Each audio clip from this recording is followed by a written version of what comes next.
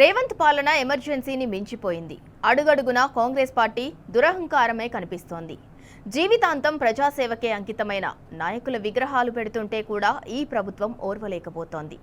ఉద్యమ వీరుడు, జననాయకుడు, మాజీ శాసనసభ్యుడు దివంగత పెద్ది సుదర్శన్ రెడ్డి విగ్రహం ఏర్పాటును కాంగ్రెస్ నాయకులు సహించలేకపోతున్నారు. నర్సంపేట ప్రభుత్వ మెడికల్ కాలేజీ ఎదురుగా పెద్ది సుదర్శన్ రెడ్డి విగ్రహం ఏర్పాటు చేయడానికి నిర్మించిన గద్దెను కూల్చివేశారు. ఇక అర్ధరాత్రి దొంగచాటుగా గద్దెను కూల్చేసిపోయారు అధికారులు.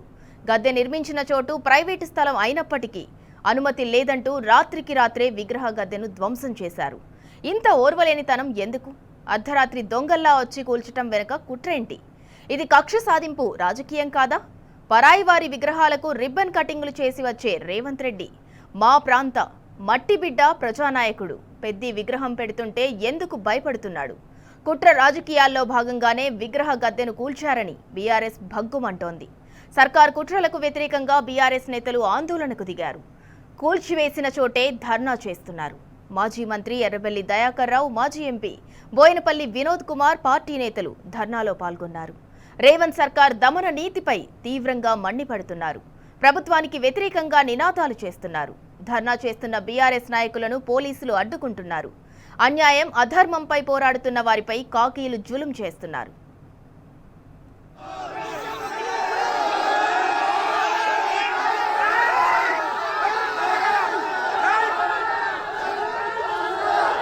ఇక ఇదే అంశానికి సంబంధించి మరింత సమాచారం మా ప్రతినిధి రవికాంత్ అందిస్తారు.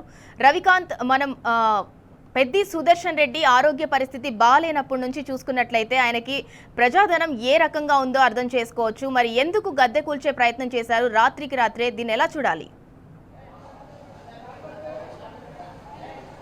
ఎస్, మీరు అన్నట్టు పెద్ది సుదర్శన్ రెడ్డికి ఉన్నటువంటి ప్రజాదరణ ఆయన అంతిమ యాత్ర రోజు స్పష్టంగా కనిపించింది. ఎందుకంటే ఒక వ్యక్తి తన జీవితంలో సాధించినటువంటి విజయం ఏదైతే ఉందో తన అంతిమ యాత్రకు కూడగట్టుకున్నటువంటి జనం ద్వారానే తెలుస్తుంది. అది పెద్ది సుదర్శన్ రెడ్డి స్పష్టంగా సంపాదించుకున్నారు. ఇవాళ నర్సంపేట నియోజకవర్గంలో పెద్ది సుదర్శన్ రెడ్డి మీద చనిపోయిన తర్వాత ఒక కుటిల రాజనీతి, ఒక దుర్నీతి అయితే కాంగ్రెస్ ప్రభుత్వంలో కొనసాగుతున్నటువంటి తీరు మనకు కనిపిస్తూ ఉంది.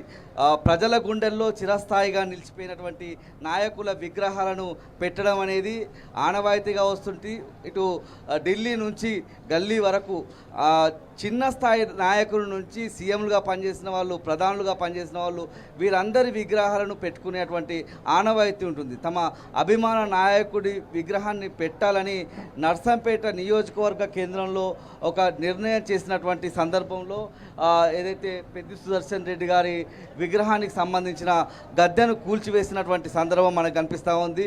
పూర్తి స్థాయిలో కాసేపటి క్రితం వరకు ఏదైతే నర్సంపేట నియోజకవర్గ కేంద్రంలోని మెడికల్ కాలేజీ సమీపంలో ఏర్పాటు చేసినటువంటి గద్దె, అది కూడా ఒక ప్రైవేట్ స్థలంలో ఉంటుంది. పెద్ది సుదర్శన్ రెడ్డి గారి అభిమానంతో అక్కడ ఉన్నటువంటి ఒక డాక్టర్, ఆయన బీఆర్ఎస్ నాయకుడు, మరోవైపు డాక్టర్గా కూడా కొనసాగేటువంటి ఆ నాయకుడికి సంబంధించి ఆయన పెద్ది సుదర్శన్ రెడ్డి గారి అభిమాని కాబట్టి ఒక విగ్రహాన్ని ఏర్పాటు చేద్దాం అనుకున్నారు. ఈ క్రమంలోనే గద్దె నిర్మించుకున్నటువంటి పరిస్థితి. ఆ గద్దె నిర్మిస్తే ఆ గద్దెను కూడా కూల్చివేసినటువంటి ఒక దమన నీతి అయితే మనకు స్పష్టంగా కనిపిస్తూ ఉంది. కాసేపటి క్రితం ఏదైతే పెద్ది సుదర్శన్ రెడ్డి గద్దె కూల్చివేతకు సంబంధించి నిరసన వ్యక్తం చేస్తూ నర్సంపేట నియోజకవర్గ కేంద్రంలోని అంబేద్కర్ సెంటర్లో పెద్ద ఎత్తున బీఆర్ఎస్ శ్రేణులు నిరసనకు దిగినటువంటి పరిస్థితి మనకు కనిపించింది.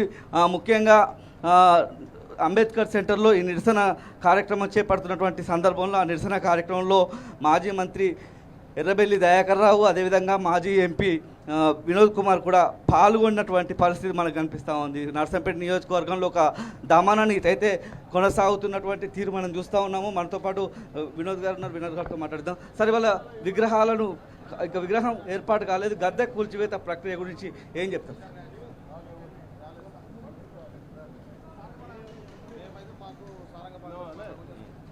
ఇది మొత్తంగా కాసేపటి క్రితం ధర్నా అయితే నర్సంపేట నియోజకవర్గ కేంద్రంలో జరిగినటువంటి పరిస్థితి. బీఆర్ఎస్ శ్రేణులు పెద్ద ఎత్తున ధర్నా నిర్వహిస్తున్నటువంటి క్రమంలో మాజీ మంత్రి ఎర్రబెల్లి దయాకర్రావు గారు, అదేవిధంగా మాజీ ఎంపీ వినోద్ కుమార్ గారు అక్కడ ధర్నాలో పాల్గొని కాసేపటి క్రితమే నల్లవెల్లికి చేరుకున్నటువంటి పరిస్థితి దయాకర్రావు గారితో ఉంటారు. సరే, ఇట్లాంటి గద్దె కూల్చేసేటువంటి ఒక దమన నీతిని ఎట్లా చూస్తున్నారు? కాసేపటి క్రితం మీరు ధర్నా నిరసన తెలిపితే మిమ్మల్ని అందరినీ కూడా పోలీసులు అరెస్ట్ చేయడం, ఈడ్చుకెళ్ళడం కూడా కనిపించింది.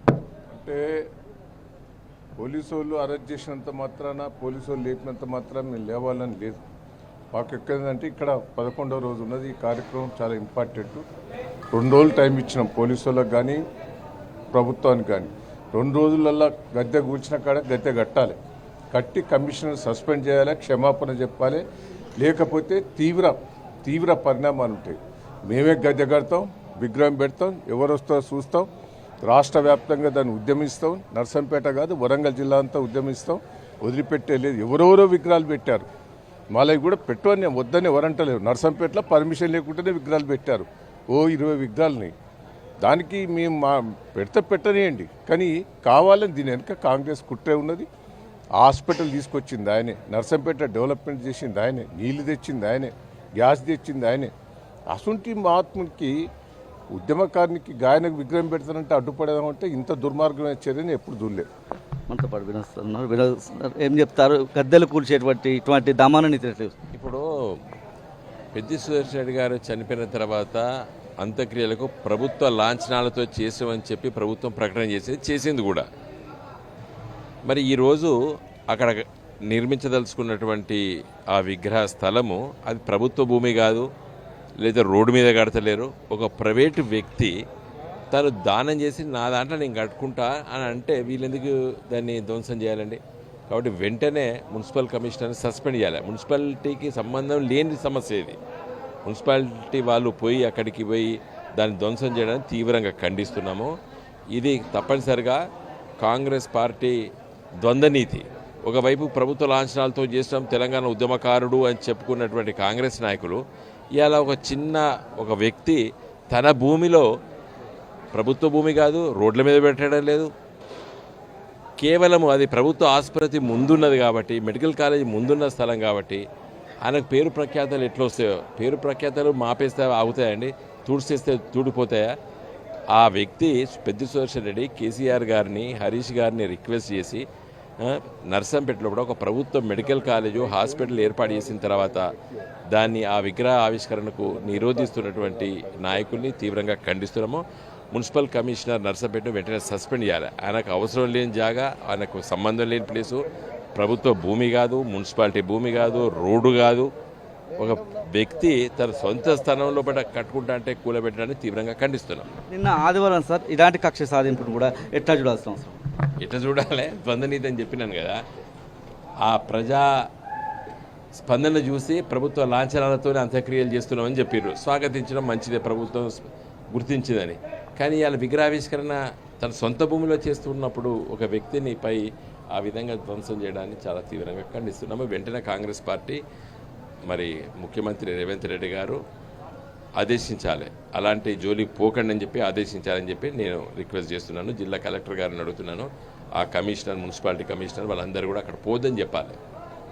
చూసినట్లయితే ఏదైతే ఆ స్థలంలోనే పెద్ది సుదర్శన్ రెడ్డి గారి విగ్రహాన్ని ఏర్పాటు చేయాలన్నటువంటి డిమాండ్ కూడా స్పష్టంగా చేస్తున్నటువంటి పరిణామం కనిపిస్తూ ఉంది. నర్సంపేట నియోజకవర్గ కేంద్రంలో బీఆర్ఎస్ పెద్ద ఎత్తున ఆందోళన నిర్వహించింది. ఈ ఆందోళనలో మాజీ మంత్రి ఎర్రబెల్లి దయాకర్రావు గారు, మాజీ ఎంపీ బోయినపల్లి వినోద్ గారితో పాటు పెద్ద సంఖ్యలో అంబేద్కర్ సెంటర్లో ఆందోళన చేసినటువంటి పరిస్థితి మనకు కనిపిస్తూ ఉంది. పెద్ది సుదర్శన్ రెడ్డి గారికి ఉన్నటువంటి జనాదరణను తట్టుకోలేక, జీర్ణించుకోలేకే కాంగ్రెస్ ప్రభుత్వం ఇట్లాంటి ద్వంద్వ నీతికి పాల్పడ్డటువంటి అంశాన్ని కూడా వినోద్ గారు చెప్తున్నటువంటి పరిస్థితి మనకైతే కనిపిస్తూ ఉంది.